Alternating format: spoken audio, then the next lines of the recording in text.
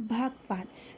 कातरवेळेच्या मोहजाळात. संध्याकाळ उलटून गेली होती. रात्रीचा अंधार गावावर चादरासारखा पसरला होता. झाडांच्या फांद्या वाऱ्याने हलत होत्या. कुत्र्यांचं भुंकणं, एखाद दुसऱ्या वटवाघुळाचं ओरडणं, सगळं वातावरण अजीबच वाटत होतं. भिकू न्हावी.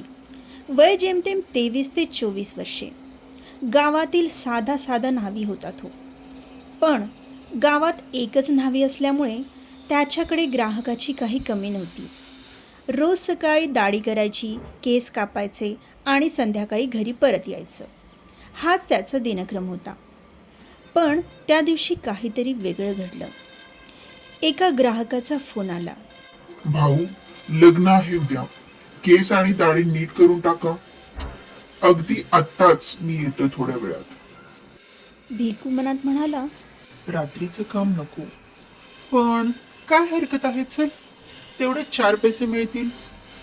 गप्पा मारता मारता आणि काम करता करता त्याला वेळेचं भानच राहिलं नाही. त्याने त्या ग्राहकाला खूप खुश केलं. ह्यात त्याचा फार वेळ गेला. जेव्हा त्याला वाटलं की कदाचित उशीर झालाय, तर त्याने घड्याळात बघितलं तर 11 वाजले होते. श्या, एवढा उशीर झाला. तो स्वतःशीच पुटपुटला. त्याने पटापट आपल्या ग्राहकाचं काम संपवलं आणि आपलं सगळं सामान जागच्या जागी ठेवून दिलं. मग आपल्या दुकानाला कुलूप लावून बाहेर पडला. तो त्याच्या सायकलवर बसला आणि गावाकडे निघाला. पण ते गाव म्हणजे भुताटकीचं गाव. त्याची आजी त्याला नेहमी सांगायची, रात्री उशिरा येऊ नकोस, घरी जरा लवकरच येत जा. त्याच्या आजीचं वाक्य त्याच्या डोक्यात घुमू लागलं. ही वेळ वाईट असते भिक्या, घरी लवकर चल. तो मनातच म्हणाला. गावाच्या सीमेवर तो पोहोचला. पण त्याच्या लक्षात आलं की वातावरण काहीच विचित्र आहे. संपूर्ण गाव शांत. ना कुठे दिवा, ना कोणता आवाज. भिक्याला थोडी भीती वाटू लागली. पण तरीही हिम्मत करून तो सायकल चालवत होता. आणि तेवढ्यात एक बाई रस्त्यावर उभी होती. लाल साडी, केस मोकळे, चेहऱ्यावर एक विचित्र हास्य. पण ती बघत होती त्याच्याकडेच. चेहऱ्यावर एक मादकता होती. सज्जन पुरुषही तिच्या त्या सौंदर्यावर भाळून जाईल असं तिचं सौंदर्य होतं. अरे, कोण ही एवढ्या रात्री इथे कशी? भिकू मनात विचार करू लागला. अहो, थांबा ना थोडं, तुमच्याशी थोडं बोलायचं होतं, ती म्हणाली. आवाज अतिशय गोड, पण त्यात काहीतरी अनोळखी थंडपणा होता. भिकू थोडा ढासळला. तो तिच्या जवळ गेला. पण अजून काही पावलं टाकत नाही तोवर दुसरी एक बाई त्याला दिसली. अजूनही सुंदर, अजूनही मोहक. आता ती दुसरी स्त्री त्याला खुणावत होती. मग तो तिकडे वळला, तिच्याकडे जाऊ लागला. आणि मग त्याला अजून एक तिसरी बाई दिसली. मग चौथी. एकामागून एक मोहक बाया त्याच्या सभोवती उभ्या राहिल्या. सर्वच अलौकिक सौंदर्य असलेल्या.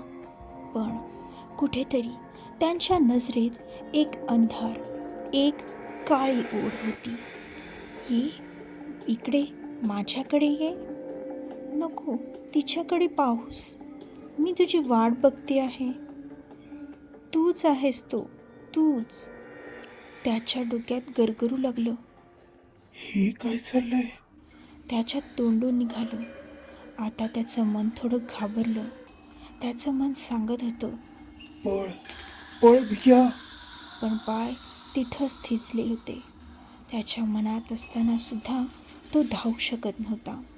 त्याने मनोमन देवाचा धावा केला. मग अचानक एकीचा चेहरा बदलला.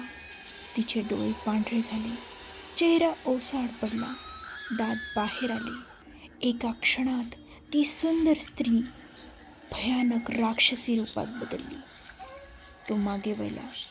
दुसरीही तशीच, तिसरी, चौथी. सर्वजणींचे चेहरे खूपच भयानक झालेले. डोळे लाल, तोंडातून लाळ गळते आहे, हातांचे नखे वाढलेले आणि त्या त्याच्याकडे सरकत होत्या. आता कुठे जाणार? तू खूप मोठी चूक केलीस. आता आम्ही तुला सोडणार नाही. वाचवा रे, कोणीतरी वाचवा. भिकू ओरडत पळू लागला. त्याने सायकल फेकून दिली. त्याचे पाय चिखलात अडकत होते. धाप लागत होती, पण जीव घेऊन पळत होता तो. कसंबसं देवाचं नाव घेत गावाच्या वेशीपर्यंत तो पोहोचला. त्याने मागे वळून पाहिलं आणि त्याचं काळीजच गारठून निघालं. त्या बायका आता हवेत तरंगत होत्या. त्यांच्या चेहऱ्यावर मानवी भाव नव्हते, केवळ एक भुकेली नजर होती, जी भिकूला आतून संपवण्याची वाट पाहत होती. तू चरित्रहीन आहेस म्हणून तू आमच्याकडे आकर्षित झालास, आमच्या सौंदर्यात अडकलास आणि म्हणूनच आमची निवड तूच आहेस. आम्ही अशांचाच जीव घेतो ज्यांच्या नजरेत लालसा असते. त्याचं मन कोसळलं. त्या शब्दांनी तो हादरला. तो ओरडत वेशीत शिरला आणि थेट रस्त्यातच कोसळला. सकाळ झाली. गावकरी पहाटे उठले. रस्त्यावर भिकू पडलेला दिसला. अंगभर चिखल, चेहरा भयानक भीतीने भरलेला आणि शुद्ध हरपलेली. त्याला उचलून घरी नेलं गेलं. तो जेव्हा शुद्धीवर आला तेव्हा त्याच्या तोंडून हळूहळू शब्द निघाले. त्या बाया, त्या काही मानवी नव्हत्या, त्या तर मरणाच्या सावल्या होत्या. गावकऱ्यांनी डोकं हलवलं. एक वयस्कर आजोबा पुढे आले. हे मी आधीच पाहिलं आहे. हे गाव आहेच तसं. रात्री निघालेल्या, विशेषतः अशा पुरुषांना त्या बायका गाठतात. सुंदर वाटतात सुरुवातीला, पण मग त्यांची खरी ओळख समोर येते. ते मोहजाळ असतं भिक्या. मोहाचं, पापाचं आणि मृत्यूचं. ही गावची कथा फार जुनी आहे. या वेशीच्या बाहेर एकेकाळी एक देवडी होती. तिथे न्हाव्यांचा मोठा थाट होता. प्रत्येक न्हाव्याला फार मानपान मिळत असे, पण तिथल्या एक न्हाव्याचं मन गढूळ होतं. त्याने एक नाही, दोन नाही, तर जवळजवळ 5 ते 7 स्त्रियांशी आपुलकी ठेवली. त्यांना आपल्या खोट्या प्रेमाच्या जाळ्यात ओढलं आणि त्या सर्व स्त्रियांशी नातं ठेवलं. त्यांचं आयुष्य उद्ध्वस्त केलं. त्या स्त्रियांना जेव्हा कळालं की तो त्यांच्या मनाशीच नाही तर देहाशी खेळतोय, पण खूप उशीर झाला होता. त्यातील 1-2 स्त्रिया गरोदरही होत्या. त्यांना गावात तोंड दाखवायला जागाच उरली नाही.